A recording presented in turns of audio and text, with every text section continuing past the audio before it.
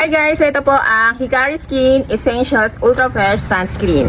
So nakaganito sa face po mga sisi ko ha. So ito po is, ayan, pang protect sa araw sunscreen. Tapos, ang kagandahan dito is parang naka-foundation ka. So mabilis siya mag-absorb.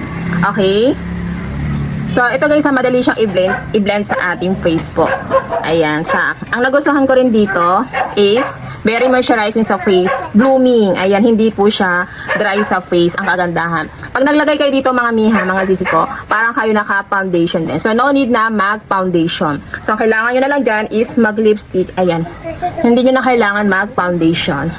Ayan siya guys. So mapoprotektahan pa tayo sa araw, tapos naka-foundation pa tayo. Mabilis siya mag-absorb, tapos ayun, mabango din siya. Okay?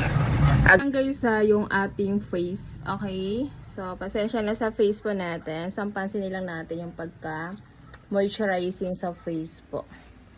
Okay? Maganda po talaga siya ang ating Hikari.